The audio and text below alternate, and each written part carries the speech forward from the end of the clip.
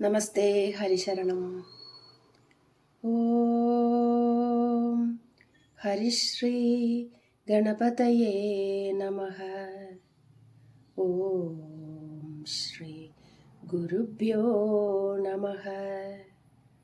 ഓം ശ്രീകൃഷ്ണ പരമാത്മനേ നമഃ.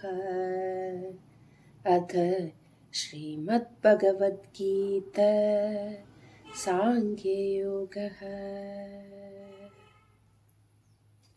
ശ്ലോകം 51. യോഗാനുഷ്ഠയോടെ കർമാനുഷ്ഠാനം ചെയ്ത് പാപപുണ്യങ്ങളെ ഒഴിവാക്കുന്നത് കൊണ്ടുള്ള നേട്ടമാണ് പറഞ്ഞിരിക്കുന്നത്.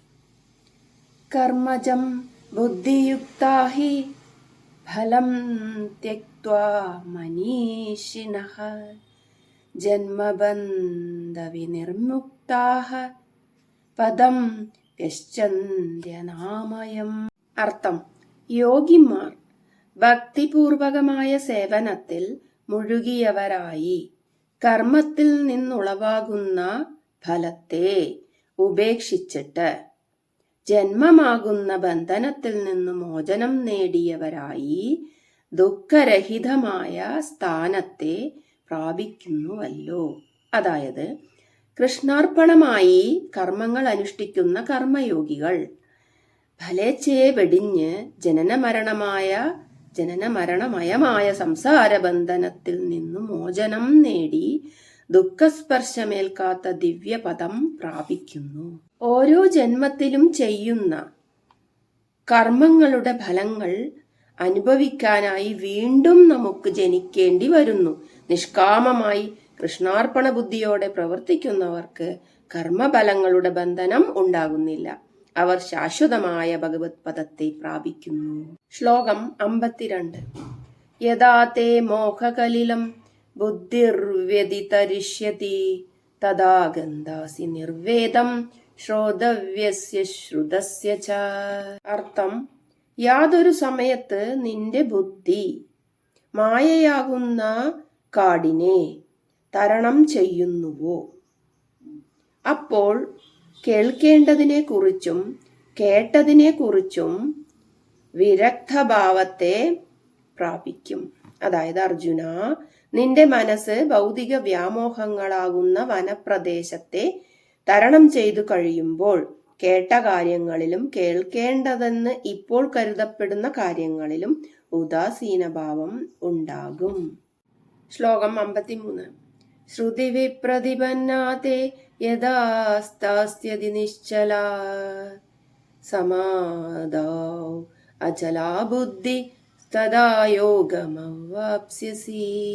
അർത്ഥം: വേദി വിഹിത കർമ്മങ്ങളിൽ ആസ്ഥയില്ലാതെ നിന്റെ ബുദ്ധി യാതൊരു സമയത്ത് ഏകാഗ്രതയിൽ ഇളക്കമില്ലാതെ സ്ഥിതി ചെയ്യുന്നുവോ, അപ്പോൾ ആത്മസാക്ഷാത്കാരത്തെ നീ പ്രാപിക്കും. അതായത്, ലൗകികവും വൈദികവുമായി നാനാർത്ഥങ്ങൾ പ്രതിപാദിക്കുന്ന വാക്കുകൾ കേട്ട് അർജുന, നിന്റെ മനസ്സ് ചഞ്ചലമായിരിക്കുന്നു.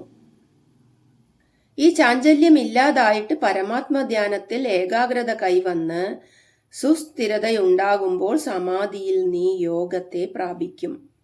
വേദങ്ങളിലെ ആകർഷകങ്ങളായ വാക്യങ്ങൾക്കു വിധേയനാകാതെ ധ്യാനത്തിൽ ഏകാഗ്രത നേടി ആത്മസാക്ഷാത്കാരത്തിൽ ഉറച്ചു നിൽക്കുമ്പോൾ ദിവ്യാവബോധം ലഭിക്കുന്നു. സാധകൻ സമാധിയിലൂടെ ബ്രഹ്മത്തെ അറിയുന്നു. കൃഷ്ണാർപ്പണമായി പ്രവർത്തിക്കുകയാണ് തന്റെ കർത്തവ്യമെന്ന് മനസ്സിലാക്കുന്നു. ശ്ലോകം 54.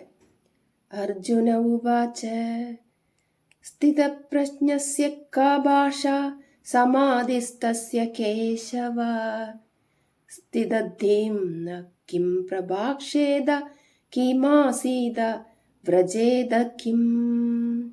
അർത്ഥം: അർജുനൻ പറഞ്ഞു, ഹേ കേശവ, സമാധിയിൽ സ്ഥിതി ചെയ്യുന്ന സ്ഥിതപ്രജ്ഞന്റെ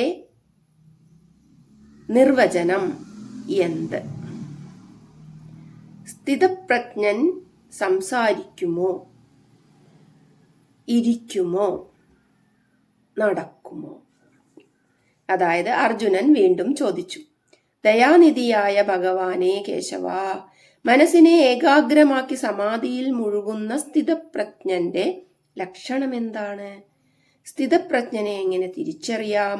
അയാൾ സംസാരിക്കുമോ, ഇരിക്കുമോ, നടക്കുമോ? ഇതിനുള്ള മറുപടി ഭഗവാൻ 18 ശ്ലോകങ്ങളിലായി അർജുനന് നൽകുന്നു. അതായത് 18 പർവങ്ങളുള്ള മഹാഭാരതത്തിലെ 18 അധ്യായങ്ങളുള്ള ഭഗവത്ഗീതയിൽ 18 ശ്ലോകങ്ങളിലായി വിവരിക്കുന്ന സ്ഥിതപ്രജ്ഞന്റെ നിർവചനം പ്രത്യേകം പ്രാധാന്യമർഹിക്കുന്നു. ഇനി തുടർന്നുള്ള ശ്ലോകങ്ങളിൽ ഭഗവാന്റെ മറുപടിയാണ്. ശ്രീ ഭഗവാനുവാച പ്രജഹാതി യഥാ കാമാൻ സർവാൻ പാർത്ഥ മനോരഥാൻ ആത്മന്യേവാത്മനാ തുഷ്ടഃ സ്ഥിതപ്രജ്ഞസ്തദോച്യതേ. ശ്ലോകം 55. അർത്ഥം: ശ്രീ ഭഗവാൻ ഉവാച, ശ്രീ ഭഗവാൻ അരുളി ചെയ്തു, പറഞ്ഞു, ഹേ അർജുന, തന്നിൽ, അതായത് ആത്മാവിൽ പരിശുദ്ധമായ മനസ്സുകൊണ്ടു തന്നെ സന്തുഷ്ടനായിട്ട് യാതൊരു സമയത്ത് മനോഗതങ്ങളായ എല്ലാ കാമങ്ങളെയും ഉപേക്ഷിക്കുന്നുവോ അവൻ സ്ഥിതപ്രജ്ഞൻ എന്ന് പറയപ്പെടുന്നു. ഭഗവാൻ പറഞ്ഞു, ലൗകിക വിഷയങ്ങളുടെ നേർക്കുണ്ടാകുന്ന ഇന്ദ്രിയ വിഷയമായ ആസക്തിയാണ് ആത്മാനന്ദപ്രാപ്തിക്ക് വിഘാതം സൃഷ്ടിക്കുന്നത്. മനകൽപ്പിതങ്ങളായ വിഷയങ്ങളുടെ നേർക്കുള്ള ആസക്തി ഇല്ലാതാകുന്നതോടെ കാമനകളെ അതിജീവിക്കാൻ മനസ്സിന് കഴിവുണ്ടാകുന്നു. ആ വിധം കാമങ്ങളെ വെടിഞ്ഞ് കൃഷ്ണാർപ്പണമായി പ്രവർത്തിക്കാനുള്ള സാമർഥ്യം ഉണ്ടാകുമ്പോൾ അവനെ സ്ഥിതപ്രജ്ഞൻ എന്ന് പറയാം. അയാൾക്ക് ആത്മാനന്ദം കരഗതമാകുന്നു. അയാൾ ആ ആനന്ദത്തിൽ സ്വയം സന്തുഷ്ടനാകുന്നു. ഇന്ദ്രിയജന്യങ്ങളായ ഭൗതിക സുഖങ്ങളെ നിസ്സാരമായി കാണാൻ അയാൾ ശക്തനാകുന്നു. ശ്രീമദ് ഭഗവത്ഗീതാ പാരായണം സാംഖ്യയോഗം 55 ശ്ലോകങ്ങൾ ചൊല്ലിക്കഴിഞ്ഞു. ശ്രീമദ് ഭഗവത്ഗീത പാരായണം ചെയ്യുന്നതും ശ്രവിക്കുന്നതും പുണ്യമത്രേ. എല്ലാവർക്കും ഭഗവാന്റെ അനുഗ്രഹമുണ്ടാവട്ടെ. തുടർന്നുള്ള ഭാഗത്തിനായി കാത്തിരിക്കുമല്ലോ.